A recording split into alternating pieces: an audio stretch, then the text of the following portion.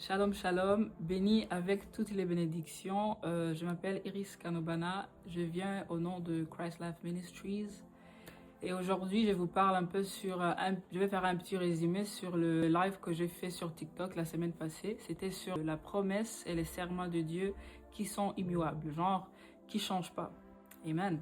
Alors, il y a une chose qui vient toujours dans notre tête quand on parle de Abraham. Oui, les promesses et le serment de Dieu ne changent pas. Genre, ils sont immuables. Nous savons tous l'histoire d'Abraham, une alliance avec Dieu. Vous voyez, Dieu lui dit, écoute, Abraham, vis devant moi et je vais te bénir, tu vois, je vais te faire un père de nations. Il lui dit toutes de belles choses. Et puis, il te donnerait un fils qui s'appelle Isaac. Et puis, à ces temps-là, on connaît tous que Abraham et sa femme, Sarah, leur corps, ou bien physiquement parlant, ils n'étaient pas capables d'avoir un fils. Vous voyez ce que je veux dire? Alors, pour que Abraham arrive à cette conclusion que Dieu peut lui donner Isaac, même c'est comme dire, il va pas regarder les choses qui sont physiques. Tu vois, il dit, moi, Abraham, comme ton Dieu, je t'ai dit que je te bénirai avec un fils qui s'appelle Isaac. Alors, pour que Abraham, dans son position, sache ou bien qu'il soit il ait confiance que ce que Dieu lui dit est correct. Pour qu'il dise, écoute, moi je vais prendre mon fils, je le sacrifie parce que Dieu l'a dit. C'est parce qu'il avait cette attitude, cette confiance en Dieu que c'est seulement lui.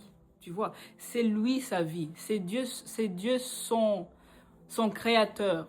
C'est lui qui lui donne tout. Je vais vous montrer quelque chose.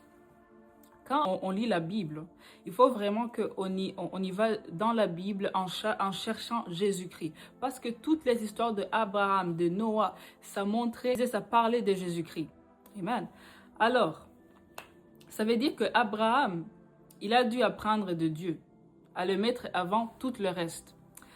Il était obéissant et avait une attitude qui plaisait à Dieu, ce qui lui a permis de recevoir les promesses de Dieu.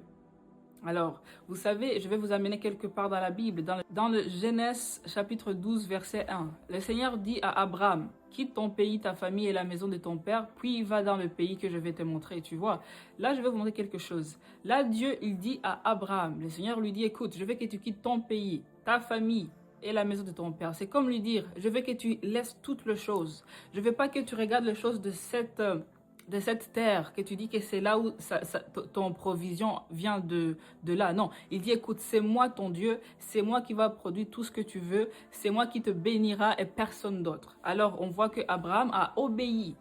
Vous voyez, il avait une attitude d'obéissance. Tout ce que Dieu lui disait, il faisait.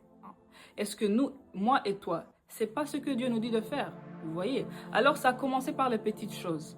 Et puis, en effet, je vous amène encore dans le Romain, chapitre 6, verset 5. C'est là où nous voyons que nous sommes morts. Quand nous sommes dit que nous étions unis à Jésus-Christ dans sa mort, c'est la même chose pour la résurrection, tu vois. Alors si Dieu dit, laisse l'homme que tu étais avant et viens, je te montre une nouvelle personne de Jésus-Christ qui vit en toi. Pourquoi est-ce qu'on ne le prend pas comme ça? Il faut que nous soyons obéissants à ce que Dieu nous dit de faire pour que nous puissions avoir les promesses. Vous voyez, les promesses de Dieu sont immuables.